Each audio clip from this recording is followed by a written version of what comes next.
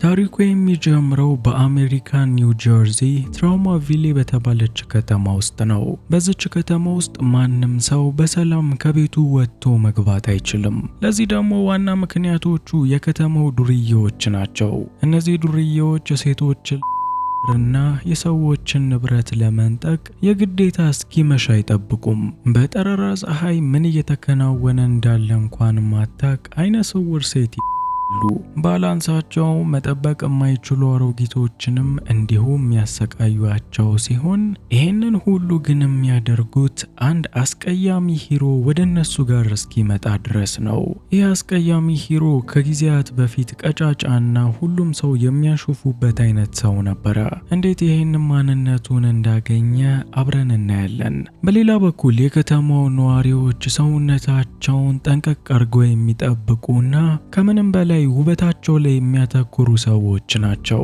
ታዲያ ሰውነታቸው ፈርጠም ያሉ ሰዎች በሙሉበት ከተማ ሜልዲ የተባለን አንድ ምስኪን የጽዳት ሰራተኛ እንመለከታለን። ሜልዲ ጽዳት በሚሰራበት ቦታ ላይ በርካታ ግዙፍ ሰዎች ያጋጥሙታል። እያንዳንዱ ሰዎች በሱ ላይ ማሾፍና እሱ ላይ መሳለቅ የሚቀናቸው ሲሆን ከነዚህ ሰዎች መሃልም የነ ቦዞ ግሩፕ አንደኛው ነው። ቦዞ፣ ጆሊ፣ ስላንግ፣ ዋንዳ እነዚህ አራት ሰዎች ባገኙት ቦታ ላይ ሁሉ በሱ ላይ እንደተጫወቱበት ነው።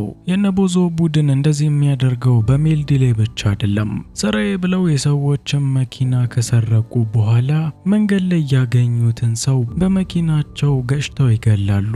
በዛሬው ምሽትም እንደዚሁ ስራዬ ብለው የሚገጩትን ሰው ሲፈልጉ አንድ ምስኪን ልጅ ሳይክል እየነዳ አግኝተውት በመጀመሪያ ከገጩት በኋላ በድጋሚ መኪናውን በላዩ ላይ በማስኬድ ይሄንን ምስኪን ልጅ ህይወቱን ነጥቀውታል። እነ ቦዞን ተከታትሎ መያዝ ያልቻለው የከተማ ፖሊስ ደግሞ እነዚህ ሰው የሚገጩት ሰዎች ዛሬም ሰው ገለዋል ሲል በተደጋጋሚ እየተፈጸመ ያለው ወንጀላቸውን በጋዜጣ ላይ አትሞታል። ትዕይንቱ ሲቀየር ጆሊ በጣም ደብሯት ለምን ሜልዲ ላይ ክፉ ነገር አንሰራም ስትል ለጓደኞቿ ሐሳብ አምጥታለች። በዚህ ሐሳብ መሰረትም ጆሊ ሜልዲ ጋር ከሄደች በኋላ በራቁት ሰውነቷ ማለዋለች። ለሜልዲም ይሄንን ልብስ ለብሰናና ቆንጆ ጊዜ እናሳልፋለን ስትል የሴት ልብስ ለብሶ እንዲመጣ አድርጓለች። ጉዱን ያላወቀው ሜልዲ ደግሞ ወዲያውኑ ልብሱን ለብሶ በጨለማ ክፍል ውስጥ ጆሊን ያቀፈ መስሎት ከበግ ጋር ተቃቅፎ በሰዎች መሳቂያና መጫወቻ ሆኗል። ያልበቃ ያላቸው ሰዎችም በከንቲባው ደካማነት ምክንያት በከተማ ውስጥ እንደዚሁ በየቦታ የሚገኘው ኬሚካል ላይ ሜልዲን ከህንፃው ገፍትረው ጥለውታል። እነዚህ ኬሚካሎች በየቦታው የሚገኙበት ዋነኛ ምክንያት የከንቲባው ደካማነት ነው።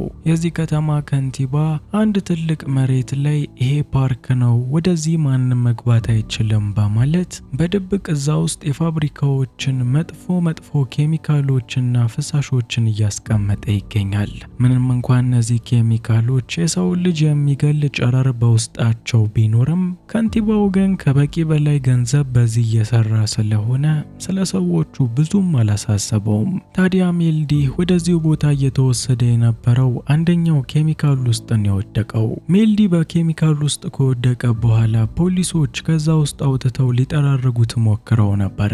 ይሁንና ኬሚካሉ ከመጠን በላይ የሚያቃጥል ስለነበር ማናቸውም ሜልዲን ከኬሚካሉ ነፃ ሊያደርጉት አልቻሉም።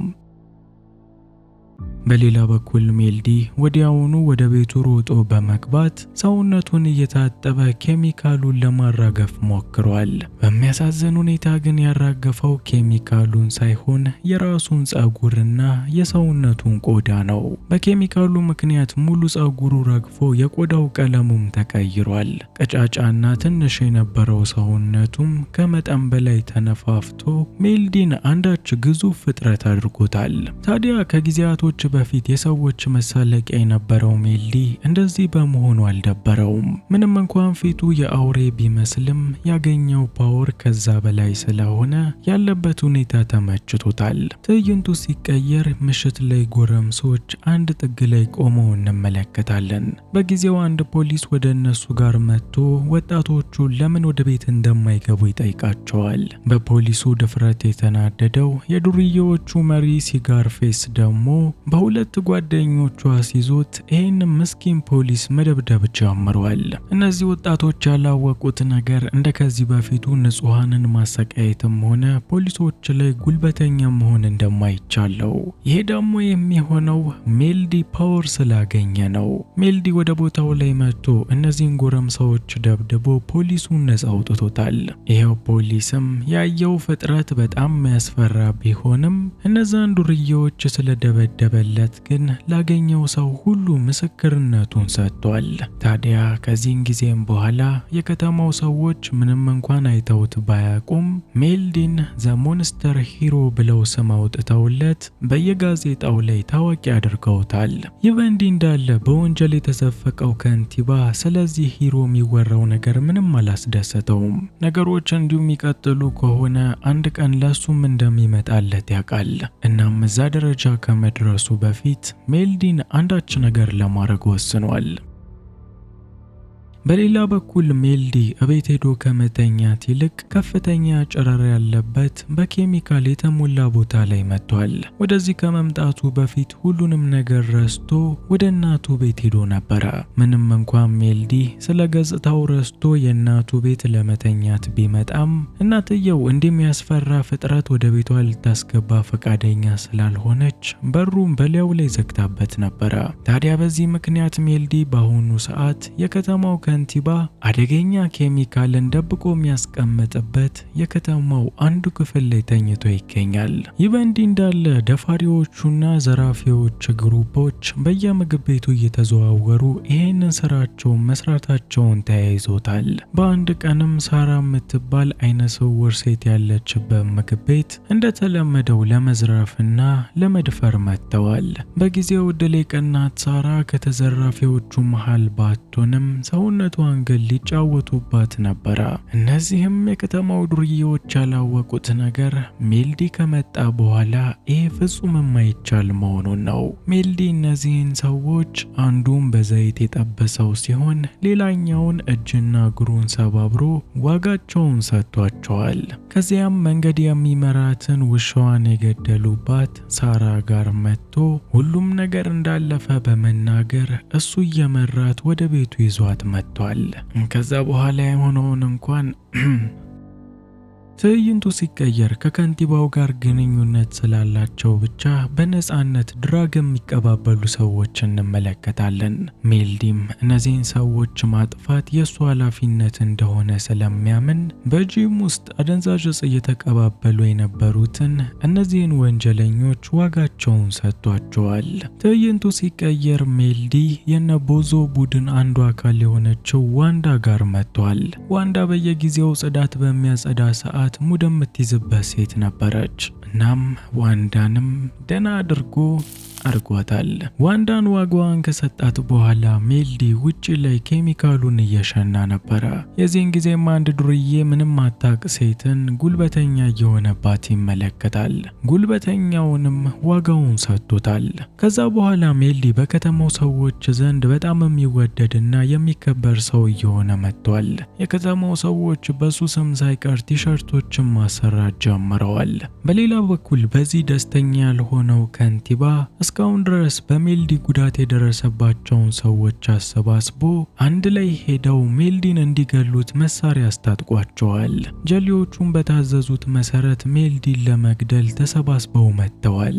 ሜልዲንም ዙሪያውን ከበውት ጥይታቸውን በሚተኩሱ ሰዓት ሜልዲ ፓወሩን በመጠቀም በኃይለኛው ዘሎ የየራሳቸው ጥይት እርስ በእርስ እንዲመታቸው አድርጓል። ይህ በእንዲህ እንዳለ ሳራ ከምግብ ቤት በምትወጣ ሰዓት በጎረምሶች ተይዛለች። ይህች ምስኪን ገና ለገና አይነ ስውር ናት ብሎ ሁሉም ሰው ሊጫወትባት ነው የሚፈልገው። ታዲያ ምንም ነገር ከመፈጠሩ በፊት ሜልዲ የደረሰላት ሲሆን አንድ ላይም ተያይዘው ከሱ ጋር ወደ ቤት መጥተዋል።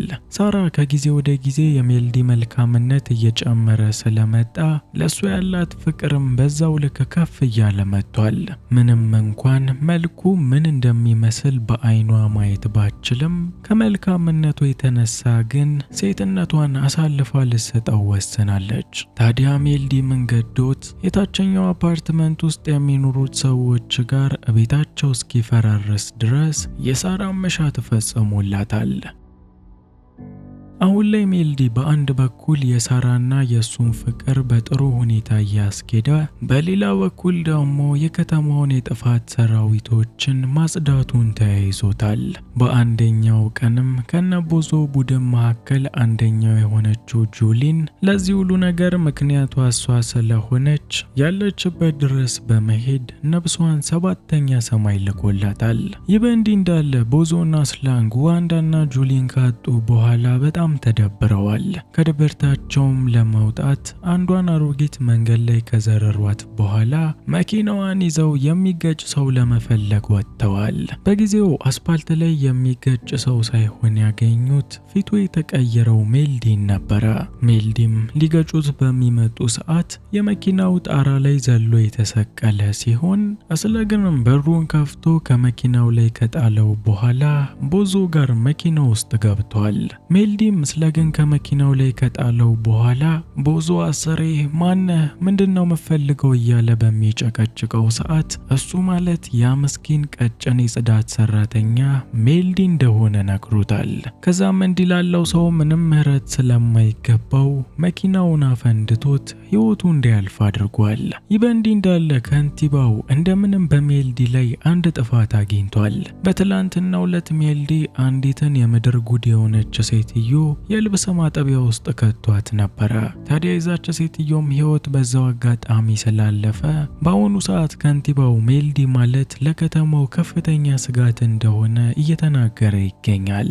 ምንም እንኳን ከንቲባው ይሄንን በሰዎች ፊት በኩራት ቢናገርም ሜልዲ ግን ያችን ሴትዮ እንደዛ ያደረገበት ምክንያት ሴትዮዋ በህገወጥ የሰዎች ዝውውር ላይ ስትሳተፍ ስለነበር ነው። ከንቲባው ይሄንን ለጋዜጠኞችና ለፖሊስ አመራሮች በሚናገር ሰዓት ሜልዲ ከሳራ ጋር ቤት ውስጥ ይገኛል።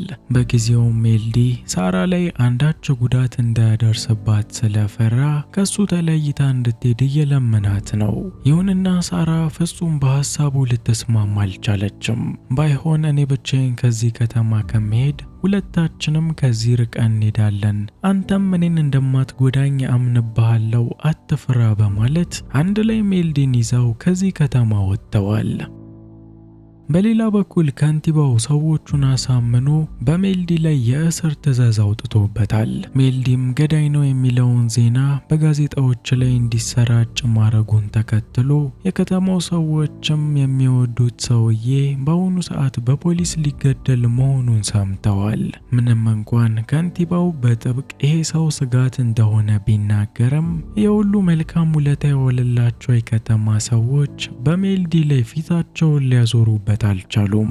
ይህ በእንዲህ እንዳለ ሜልዲ ከከተማው ራቅ ባለ ቦታ ላይ ከሳራ ጋር በድንኳን ውስጥ እየኖረ ይገኛል። ፖሊሶችም ተከታትለው ያለበትን ከደረሱ በኋላ ለከንቲባው ተጨማሪ ኃይሎችን እንዲልክ ወዲያውኑ ነግረውታል። ይህን ተከትሎም በርካታ ወታደሮች ሜልዲ ወደሚገኝበት ቦታ ላይ መጥተዋል። የከተማው ሰዎችም የሚሆነውን ለመመልከት አንድ ላይ ከፖሊሶቹ ጋር መጥተዋል። በጊዜው ከንቲባው ራሱን ጨምሮ ወታደሮቹን በሙሉ ወደ ሜልዲ ላይ እንዲያነጣጥሩ አድርጓል። ይህ በሚሆን ሰዓት ደግሞ የከተማው ሰዎች ከሜልዲ ፊት በመቆም ይሄ መልካም ነገር ያደረገልን ሰው እንዲሞት አሳልፈን አንሰጠውም ሲሉ ለሜልዲ ጥብቅና ቆመውለታል። ስለ ከተማው ሰዎች ምንም ግድ የማይሰጠው ከንቲባ ስለ ሰዎቹ ምንም ሳይጨነቅ ለወታደሮቹ እንዲተኩሱ ትዕዛዝ ሰጥቷቸዋል። ይህንን የሰሙት ወታደሮቹ ግን ከንቲባው እንዲህ ካለ አንዳች ችግር አለበት በማለት መሳሪያቸውን በሙሉ አውርደዋል። የዚህን ጊዜም ከንቲባው እናንተ ካልገደላችሁት እኔ ገለዋለሁኝ ሲል ለብቻው ወደ ሜልዲ ላይ ጥይቶቹን መተኮስ ጀምሯል። እሱ ያላወቀው ነገር ግን የሱ ተራ ጥይቶች በኬሚካል ፓወር ያገኘው ሜልዲ ላይ ምንም እንደማያመጡ ነው። በምላሹ ሜልዲ ከንቲባውን እዛው ቦታ ላይ ጨርሶታል። ማየትም አትችለውና በሚሆነው ነገር ተጨንቃ የነበረችው ሳራንም ወዲያውኑ ከወደቀችበት ያነሳት ሲሆን በመጨረሻም በከተማው ሰዎች ጥያቄ መሰረት ወደ መሃል ከተማ በድጋሚ ለመኖር ተመልሷል። በታሪኩ መጨረሻ ላይም ሜልዲ በርካታ ሰዎች በመጀመሪያ ሲያሰቃዩት ቢቆይም እሱ ግን በሰዎች ላይ ምንም ክፋት አለማድረጉና መልካምነቱ እንዲህ ያለ ትልቅ ቦታ ላይና በሰዎች መወደድን ሲያድለው እንመለከታለን። ታሪኩ ያብቃል። ታሪኩ አልቋል። ታሪኩ አብቅቷል።